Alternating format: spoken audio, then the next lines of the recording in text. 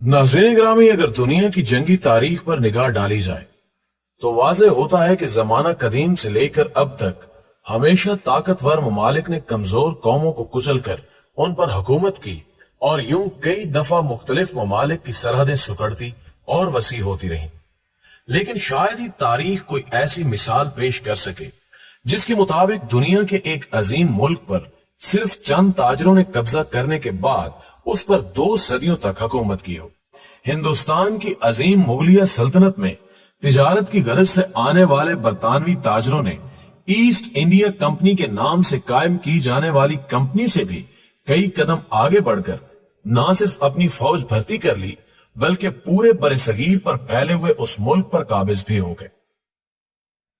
मोअज़्ज़िज़ ख़वातीनो हज़रात, ये आज से तकरीबन 400 साल पहले का जिक्र है,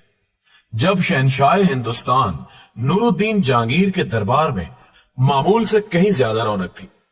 जिसकी वजह उनके यौम पैदाइश मनाने की तकरीब थी, जिसमें दीगर ममालिक के साथ साथ इंग्लिस्तान का सफीर सर टॉमस भी शामिल था, जो कि घर से यह मकसद लेकर निकला था कि वो हिंदुस्तान के बादशाह से दरखास्त करेगा कि उसे अपने मुल्क में एक छोटी सी तिजारती कंपनी कायम करने की इजाजत दे दे। लेकिन यहां आकर उसने जो मंजर देखा वो उसकी तवक्कुआत के बिल्कुल बरअक्स था, जिसका तज़किरा बाद अज़ां उसने अपनी जाती डायरी में भी किया। सर टॉमस का कहना है कि उस दिन एक खास किस्म की तकरीब का एहतमाम था, जिसके लिए दरबार में बने हुए एक चबूतरे के नजदीक एक मीजान कायम किया गया था। और फिर मैंने देखा कि बादशाह सलामत तशरीफ लाए और उस तराजू के एक पलड़े में उन्हें बिछा दिया गया, जबकि दूसरे पलड़े में उनके वजन के बराबर चांदी रख दी गई, जिसके फौरन बाद वो चांदी गुरबा में तकसीम कर दी गई। और फिर इसके बाद एक दफा फिर बादशाह सलामत को उसी तराजू के एक पलड़े में बिछाकर हीरे जवाहरात और सोने से उनका वजन किया गया, और फिर ये खजाना भी गुरबा में तकसीम करने के लिए भेज दिया गया, ताकि मुल्क की गरीब अवाम जिल्ले इलाही की दराजी उम्र की दुआ में शरीक हो। नाज़रीन मोहतरम, ये मंजर देखने के बाद सर टॉमस पर न सिर्फ मुगल बादशाहों की दौलत और सरवत का रोब कायम हो गया, बल्कि उसने सोचा कि काश वो जिस मकसद के लिए यहाँ आया है वो पूरा हो सके,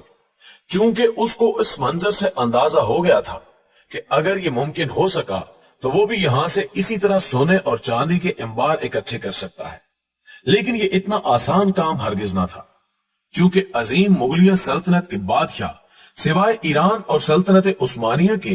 किसी भी और मुल्क के साथ बराबरी के ताल्लुकात रखने को अपनी तौहीन समझते थे। सो जब सर टॉमस ने शहनशाह जहांगीर के आगे अपना मुद्दा रखा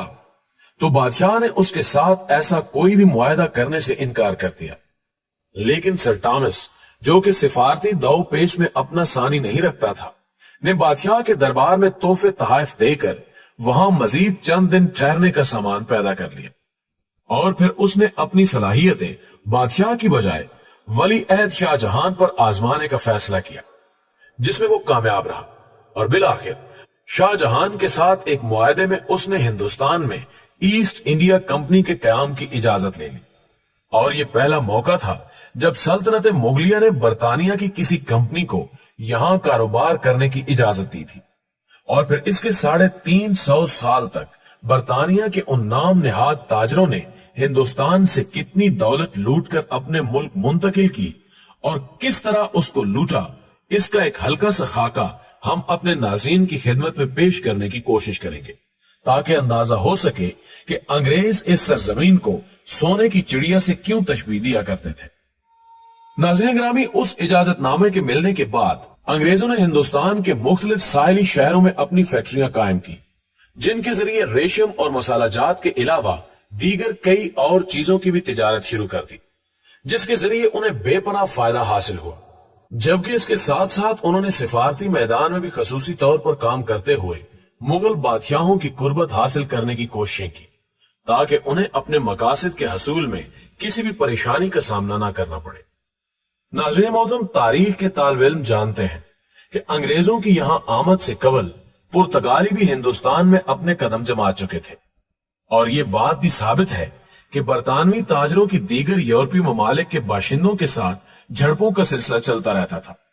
सो अपने तहफ्फुज की आड़ में ईस्ट इंडिया कंपनी ने अपने लिए सिपाही भर्ती करने का सिलसिला भी शुरू कर दिया,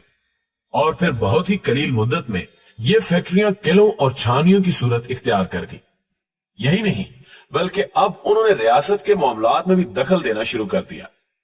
یعنی جب بھی کسی صوبے یا علاقے کے حکمران کو اپنے دشمن کے مقابلے میں افرادی قوت کی ضرورت ہوتی تو کرائے کے یہ سپاہی ان کی امداد کے لیے روانہ کر دیے جاتے۔ بلکہ کئی ایسی مثالیں بھی موجود ہیں کہ انہوں نے علاقائی طور پر نوابوں کو اپنی توپوں کے علاوہ ضرورت کے وقت قرض تک مہیا کر دیا، اور یوں انہوں نے ملک میں ایک سیاسی اور فوجی اثر و رسوخ بھی حاصل کر لیا، جبکہ اسی دوران انہوں نے ساحلی علاقوں سے نکل کر دور دور تک اپنے پنجے پھیلا لیے تھے۔ ناظرین گرامی، مقام حیرت ہے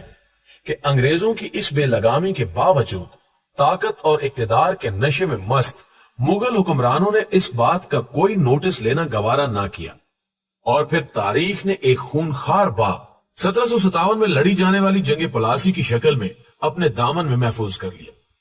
جب صرف 3000 انگریز فوج نے بنگال کے حکمران نواب سراج الدولہ کی 50,000 فوج کو شکست دے کر بنگال کی دولت کو جہازوں میں لاد کر برطانیہ روانہ کر دیا،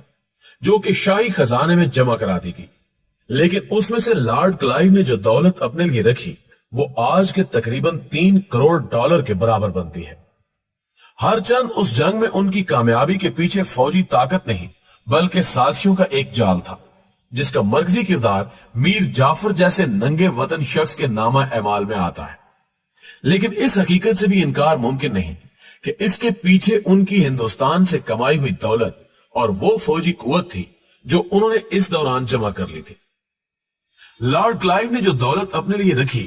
اس سے اس نے برطانیہ میں ایک بڑی جاگیر خرید کر ایک عظیم الشان محل تیار کرا کے اس کا نام پلاسی رکھا۔ لیکن اس کے بعد بنگال میں جو مالی بحران پیدا ہوا وہ اپنی جگہ ایک کالا باب ہے۔ ناظرین گرامی، اورنگزیب عالمگیر کے بعد سلطنت مغلیہ کو جتنے بھی حکمران نصیب ہوئے وہ ہرگز اس قابل نہ تھے کہ اتنی بڑی سلطنت کا انتظام سنبھال سکتے، بلکہ ان کی عیاشیوں کی بدولت ملک اندرونی خلفشار کا شکار ہو کر رہ گیا۔ یہی وجہ ہے کہ وہ انگریزوں کے اس بڑھتے ہوئے اثر و رسوخ کو صرف دیکھ سکتے تھے، لیکن ان کے بازوؤں میں ہرگز اتنی قوت نہ تھی کہ وہ ان کے آگے کوئی بند باندھ سکتے۔ نتیجہ یہ نکلا کہ جنگ پلاسی سے صرف نصف صدی بعد انگریز فوج کی تعداد 2.5 لاکھ تک پہنچ چکی تھی،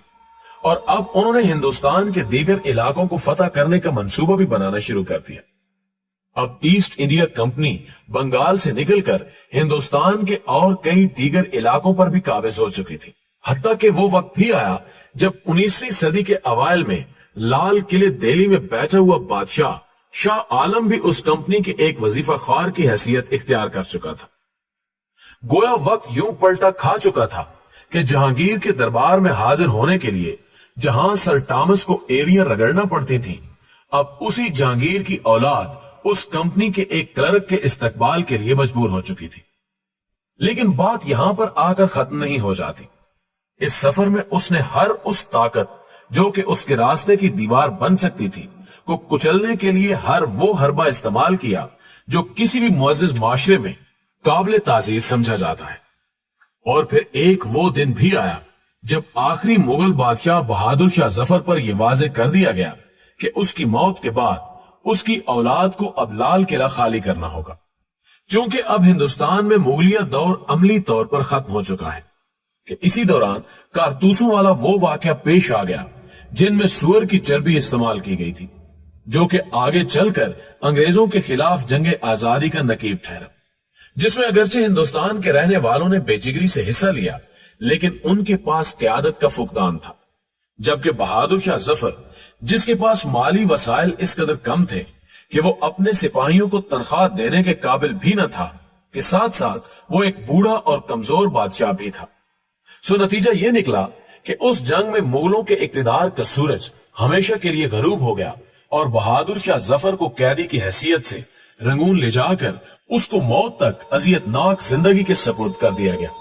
جس کے بعد اہل ہندوستان ایک طویل عہد غلامی کا شکار ہو کر رہ گئے۔ دوستوں، پوری امید ہے کہ آج کی یہ معلوماتی ویڈیو یقیناً آپ کے علم میں اضافے کا باعث بنی ہوگی۔